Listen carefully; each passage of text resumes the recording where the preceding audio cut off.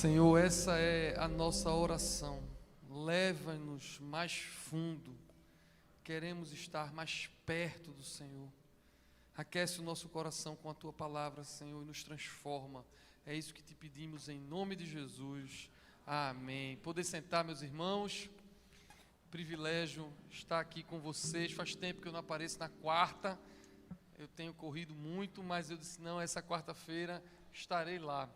Até porque eu preciso estar aqui hoje para pedir perdão a vocês. Vocês estão vendo que a gente está literalmente em obra, né?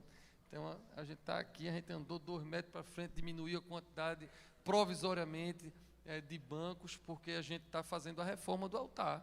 Aí atrás, as paredes já estão quebradas, a gente já está trabalhando. Eu estou já botando uma placa feita aquela de shopping, né?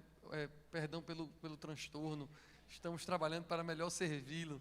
Quando nós estivermos todos com a reforma toda pronta, vai ser melhor. Mas é um prazer estar aqui com vocês, um grande privilégio. É ainda começo de ano, em janeiro, tem gente que está vindo pela primeira vez aos cultos. Tempo de fazer plano, tempo de fazer resoluções. Quem estava aqui no domingo de manhã, ouviu uma pregação do reverendo Rodolfo com dicas para 2023, que foi uma maravilha. E para algumas pessoas o culto é ainda mais especial, né? Porque tem gente aqui celebrando 30 anos de casado, não sei quantos anos de casado. Meu amigo Pedro Boba está fazendo aniversário hoje. Então é tempo de fazer plano, no caso dele, vezes 2, porque é dia de celebração de aniversário dele. Mas, como eu disse no começo, eu não vou pregar um sermão, porque hoje a liturgia está preparada para a Eucaristia, que é o sacramento da cura, e é preparado para orarmos individualmente por vocês. E a gente sabe que isso demora muito para aquelas pessoas que querem receber uma oração. Então, eu vou fazer uma mensagem bem rápida, e por isso eu quero ir direto ao ponto, dizendo que eu não sei quais são os seus planos, eu não sei nem quais são as suas vontades. Se eu perguntasse a você agora o que é que você quer, o que é que você gostaria que acontecesse, quais são os seus alvos para 2023, ou seus alvos para essa semana, ou seus alvos para esse mês, seja qual for a sua resposta, não importa, por melhor que ela seja, ela não é mais importante do que o que o apóstolo Paulo está dizendo neste texto que o reverendo Luciano leu. O seu alvo pode ser querer casar, é bem, querer ser promovido no emprego, está tudo certo, querer assinar um contrato, está tudo certo. O seu alvo pode ser uma cura física, amém, nós vamos orar por isso. O seu alvo pode ser muitas coisas boas, mas o seu principal alvo é o prêmio da soberana vocação em Deus, Cristo Jesus. É isso que o apóstolo Paulo diz aqui. Esquecendo-me das coisas que para trás ficam, avançando para as que diante de mim estão, prossigo para o alvo, para o prêmio da soberana vocação. Não é assim? Eu tenho pregado isso essa semana passada, essa semana e a que vem, aonde eu vou, eu estou pregando isso. Nosso alvo é ser parecido com Jesus. Esse deve ser o mais importante alvo da nossa vida. E no domingo à noite, o reverendo Técio pregou, e ele pregou sobre nossas escolhas, e como a nossa obediência era importante, e é importante, porque a palavra fala que se nós obedecermos, nós temos uma aliança com o Senhor.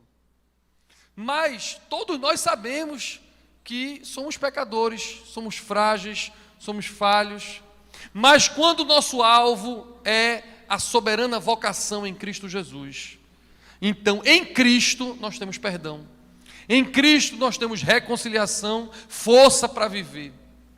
Então é tempo de crescer, é tempo de ter alvos, mas é tempo de crescer amadurecendo, para que o nosso principal alvo esse que os outros alvos e os outros objetivos devem ser todos submissos, é sermos mais parecidos com Jesus. Então, perder peso é importante, eu estou trabalhando nisso também. Não é aparentemente, você não nota, mas eu estou trabalhando nisso. Cuidar da saúde é importante, mas eu estou falando de transformação interior, crescimento espiritual. Minha proposição é que a sua meta para 2023 seja ser mais parecido com Jesus do que você foi em 2022. E eu tenho contado uma história por aí, só hoje eu contei 2 vezes, mas vou contar de novo aqui, que para mim reflete bem o que você precisa ouvir hoje. Talvez não seja o que você queria ouvir hoje, mas certamente é o que você precisa ouvir hoje. Tenho 3 filhos, mas hoje eles estão grandes, 16, 14 e 12.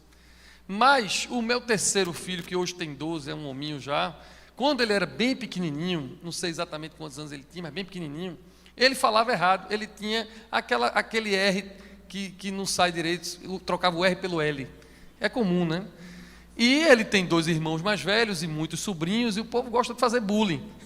Então o povo ficava mandando ele falar as palavras que ele não conseguia. Davi, fala arara. Aí ele falava alala. E aí, só para machucar, fazia fala arara colorida. Aí ele alala colorida. E quando alguém chamava ele para fazer uma coisa que ele não queria, ele fazia tofola cala, tofola. E a gente brincou, fizeram até meme, figurinha com ele, a foto dele pequenininho dizendo tofola cala. E eu achava a coisa mais linda do mundo, bicho. Pense num pai que acha tudo lindo, sou eu. Então até meu filho falando errado, eu achava a coisa mais linda do mundo. Eu mesmo, a família reunia e eu dizia, Davi, bora para tal lugar, só para ele dizer, tofola cala. Porque eu achava a coisa mais linda do mundo. Aí ele foi crescendo e minha esposa levou ele para a fonoaudióloga. E um dia eu cheguei em casa e ele estava com aquela cara assim, e eu não sabia o que era. Aí Paula fez, vai amor, manda ele falar arara colorida. Aí eu, e aí Davi, fala arara colorida. Ele, arara colorida. Aí eu disse, pô filho, parabéns. Mas dentro do meu coração eu foi triste, porque eu achava tão bonitinho ele falando arara colorida. Ele cresceu, aprendeu a falar certo, e eu feito um pai achando a coisa mais, pô, querida, era tão bonitinho quando ele falava errado. Quando a gente está começando na fé, ainda cabe algumas coisinhas que a gente diz, oh, ele ainda é assim, ela ainda é assim, eles estão começando na igreja, eles estão indo assim, eles ainda se comportam dessa forma, ainda se comportam daquela outra, ainda falam essas coisas, ainda pensam nessas coisas, o alvo deles ainda é esse ou aquele. Mas meu irmão e minha irmã, você saiu de casa hoje, e você que pode estar vendo pela internet, para ouvir o Senhor dizendo a você, é hora de crescer, é tempo de aprender as coisas que aprendem quem quer crescer. Não dá mais para você ficar vivendo uma vida cristã, uma vida espiritual que não quer crescer, porque chega uma hora que não é mais bonitinho, chega uma hora que não tem mais a ver só com a graça linda de Deus e a sua misericórdia, tem a ver com a sua necessidade de crescer.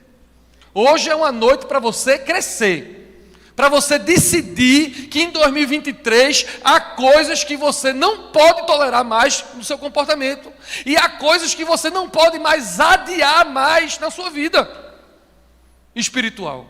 Você precisa crescer, amém? Então, 2 pontos para eu terminar esse sermão rápido, e a gente fazer a Eucaristia e orarmos por vocês. O primeiro ponto é sobre o passado. Presta atenção, porque o que eu vou falar agora é aquilo que o Espírito Santo quer fazer com você hoje, sem dúvida nenhuma. O apóstolo Paulo diz, esquecendo-me das coisas que para trás ficam. Você não vai crescer, você não tem como crescer, mesmo que você queira, mesmo que você decida hoje aqui comigo que quer crescer, que vai crescer, que não vai mais falar lala colorida espiritualmente na sua vida, se você não se desembaraçar do seu passado. Você precisa esquecer as coisas que estão no passado. E eu quero nominá-las, porque para cada um de vocês vai ser uma coisa diferente. Para alguns de vocês é importante que hoje o pecado fique para trás. Pastor, eu fiz isso, fez, acabou. Nós fizemos um tempo de confissão agora, e a palavra de Deus diz que Ele é fiel e justo, Ele perdoou o teu pecado. Se Ele perdoou o teu pecado, acabou. Deixa o passado, o pecado lá. Então, não vem mais dizer para você mesmo, nem para mim, nem para ninguém, mas eu ia falar de um pecado seu do passado, porque aquele seu passado já ficou para trás. Deixa o pecado atrás, amém? Vou fazer feito o Rodolfo, esse amém merece ser compartilhado. Deixa o pecado para trás, amém? Sua identidade não está no pecado que você cometeu. Sua identidade é de filho e filha amada de Deus. Mas para algumas pessoas não vai ser pecado. Para algumas pessoas o seu problema é um trauma. Você sofreu um trauma.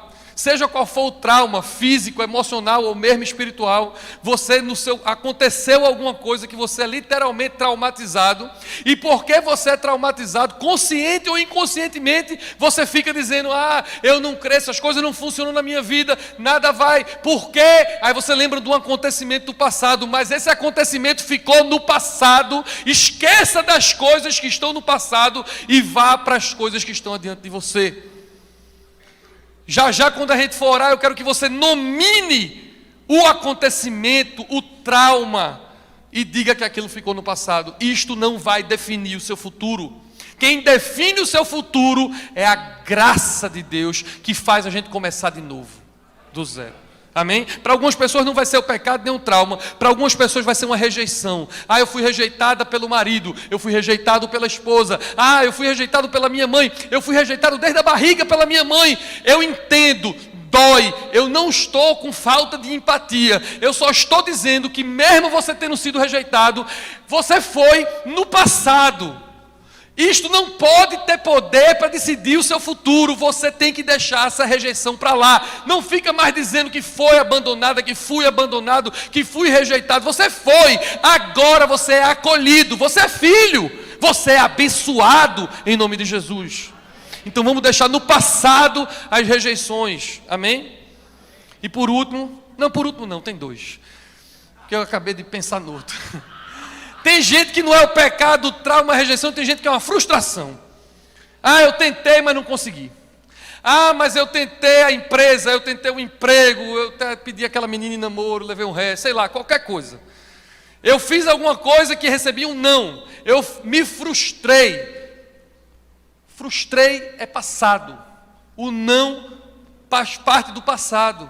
Não quer dizer que porque você teve um insucesso, que você é um insucesso. Não quer dizer que porque você teve um fracasso, que você é um fracassado. Você é filho, filha, amado.